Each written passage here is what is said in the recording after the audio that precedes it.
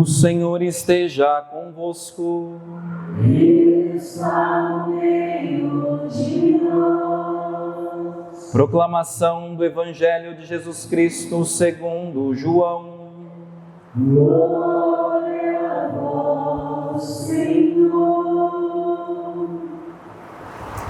Estava próxima a Páscoa dos judeus e Jesus subiu a Jerusalém. No templo, encontrou os vendedores de bois, ovelhas e pombas e os cambistas que estavam aí sentados. Fez então um chicote de cordas e expulsou todos do templo, junto com as ovelhas e os bois, espalhou as moedas e derrubou as mesas dos cambistas. E disse aos que vendiam pombas: tirai isso daqui. Não façais da casa de meu pai uma casa de comércio. Seus discípulos lembraram-se mais tarde que a Escritura diz: o zelo por tua casa me consumirá. Então os judeus perguntaram a Jesus: que sinal nos mostras para agir assim? Ele respondeu: destruí este templo e em 3 dias eu o levantarei. Os judeus disseram: 46 anos foram precisos para a construção deste santuário, e tu o levantarás em 3 dias? Mas Jesus estava falando do templo do seu corpo. Quando Jesus ressuscitou, os discípulos lembraram-se do que ele tinha dito e acreditaram na Escritura e na palavra dele. Jesus estava em Jerusalém durante a festa da Páscoa. Vendo os sinais que realizava, muitos creram no seu nome.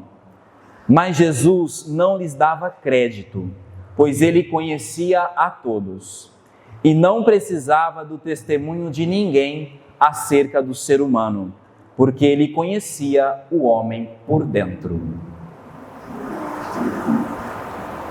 Palavra da salvação. Glória a vós, Senhor. O zelo por tua casa me consumirá. Este versículo do Evangelho, que faz referência ao Salmo 69, é a chave de interpretação dessa liturgia da palavra que nós acabamos de ouvir.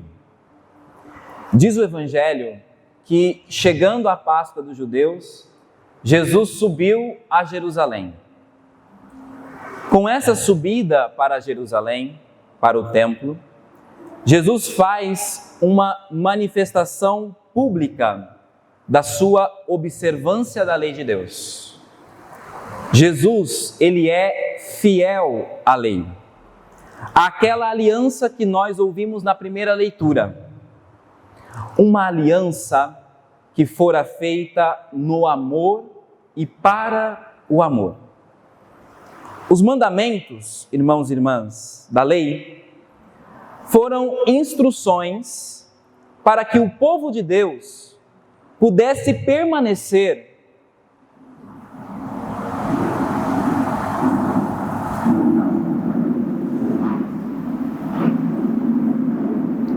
Os mandamentos da lei foram instruções para que o povo de Deus pudesse permanecer na liberdade que Deus havia garantido a eles, tirando-os do Egito. O texto da primeira leitura diz assim: eu sou o Senhor teu Deus, que te fiz sair da terra do Egito, da casa da servidão. Trata-se, então, de um caminho de liberdade e amor. É numa relação de amor que os mandamentos deveriam ser interpretados. Muitas vezes nós olhamos para os mandamentos como um peso, como algo difícil demais de ser vivido. Mas vejam que o salmista, ele nos revela justamente essa dimensão dos mandamentos, a dimensão da lei do amor. O que disse o salmista? Senhor, tens palavras de vida eterna. Suas palavras, Senhor, são palavras de vida eterna. A lei do Senhor Deus é perfeita, é conforto para a alma, são alegria ao coração. Diz o salmista que as palavras do Senhor, a sua lei, são mais desejáveis do que o ouro. Mais desejáveis do que o ouro refinado. Suas palavras são mais doces que o mel. É assim que o salmista se relaciona com a lei de Deus, com a palavra de Deus. É assim que Cristo se relaciona com o Pai. A relação de Jesus com o Pai é uma relação de amor. Então vejam, Jesus se relaciona assim com Deus.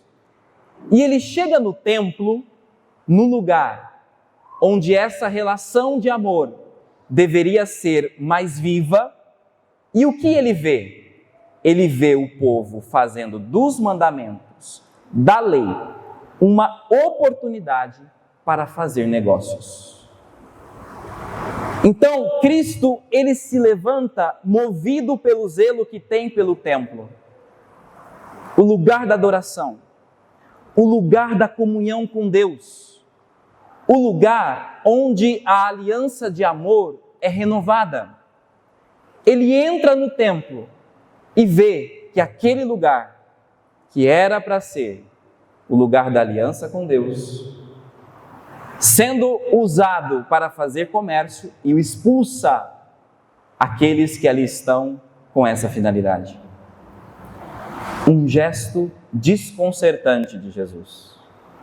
Nós que estamos acostumados a ver Jesus manso e humilde de coração, ele aparece no Evangelho de hoje com um gesto desconcertante.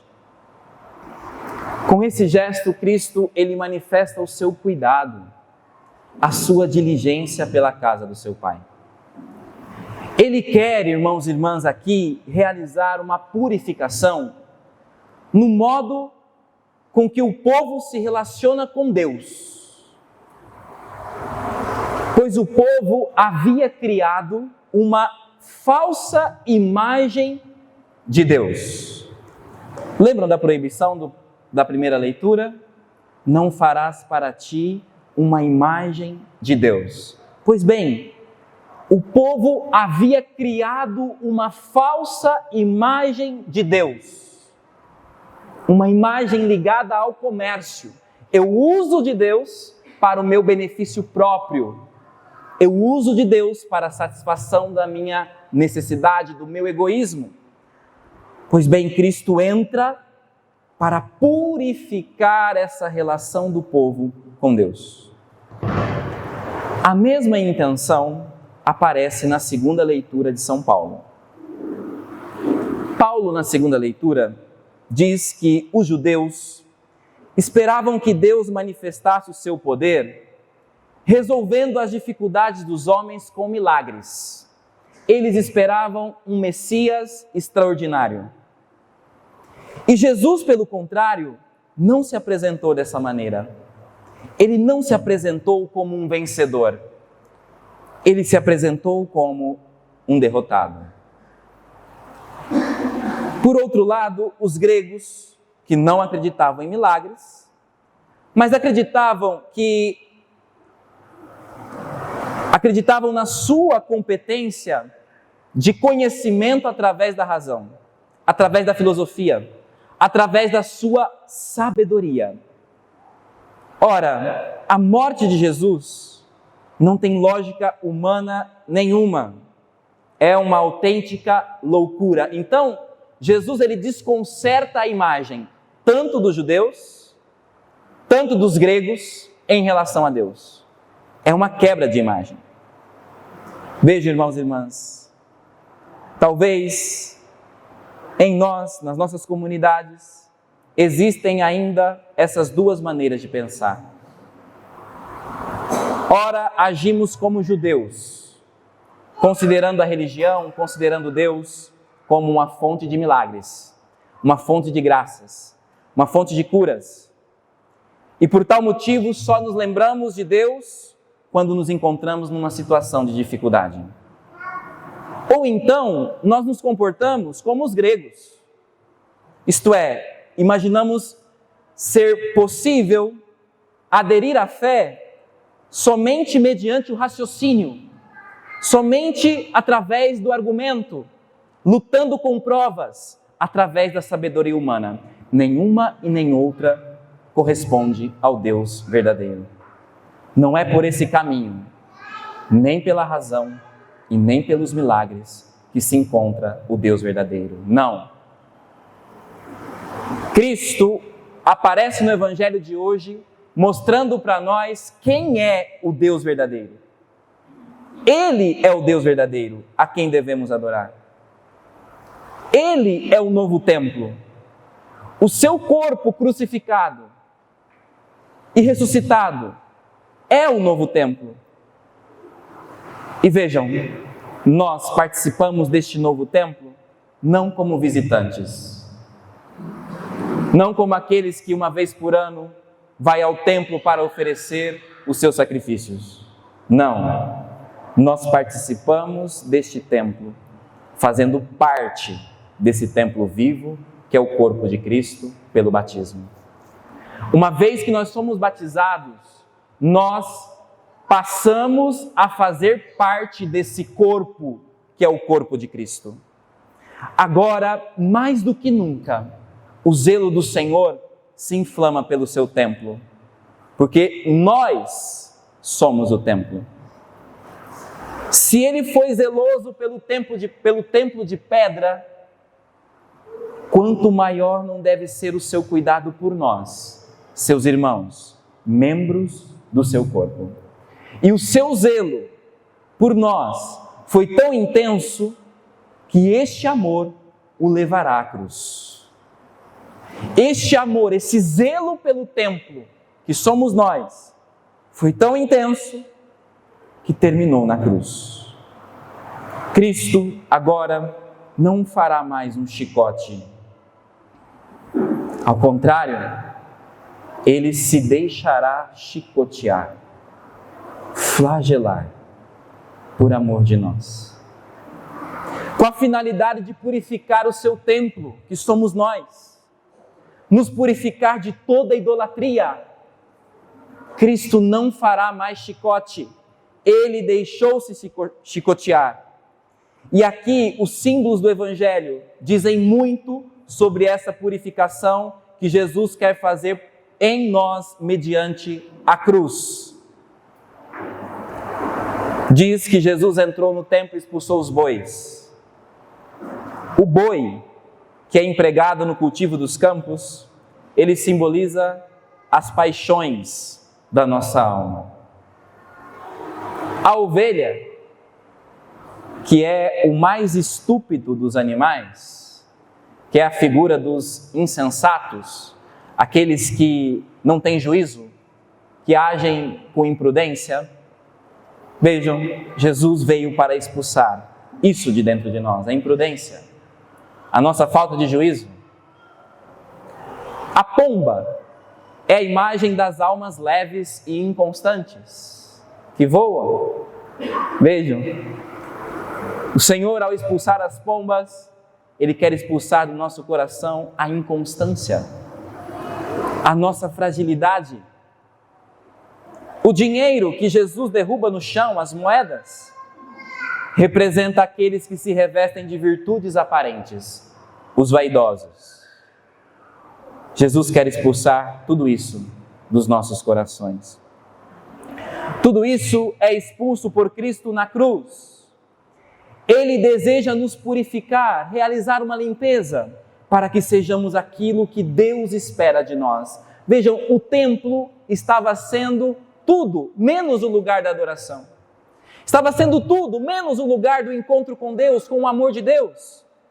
Vejam, irmãos e irmãs, muitas vezes nós estamos sendo tudo, menos oportunidade para nos encontrar com Deus. Pode ser que nós estejamos como aqueles homens no templo. O Evangelho traz uma referência importante. diz que eles estavam sentados, instalados, acomodados. Quaresma é o tempo em que Cristo entra no templo da nossa alma para nos desinstalar.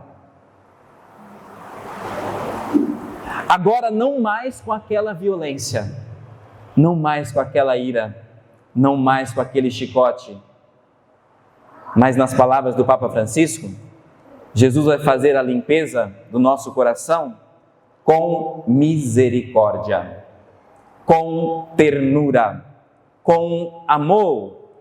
A misericórdia é a maneira de Cristo nos limpar, porque Ele já se deixou chicotear por nós. O chicote de Jesus conosco é a sua misericórdia. É assim que Ele nos limpa. Por fim, a sua maneira. Esse Evangelho nos convida a crescer no zelo pelo templo do Senhor que somos nós. Crescer no zelo, deixar-se consumir, devorar por amor a Cristo, o novo templo. E, consequentemente, cuidando para que no templo da nossa alma habite o Deus verdadeiro, Cristo. E o Deus verdadeiro é Cristo, Cristo crucificado e ressuscitado por amor de cada um de nós. Que nestas palavras nós sejamos tocados pelo Senhor. Nas laudes de hoje, uma antífona me chamou a atenção. Como o fragor das grandes águas é a força da vossa palavra, Senhor. Nós temos uma casa de missão lá no Acre e vocês estão acompanhando o estrago que a força das grandes águas podem realizar numa cidade. Lavou a cidade inteira, casas totalmente consumidas pela força da água. E agora muitas famílias terão que começar de novo as suas vidas. Vejam, a palavra de Deus tem força do fragor das grandes águas. Que essa palavra possa arrasar os nossos corações e nos fazer nascer de novo, reconstruir de novo. Que nós sejamos desinstalados pela presença de Cristo no templo das nossas almas.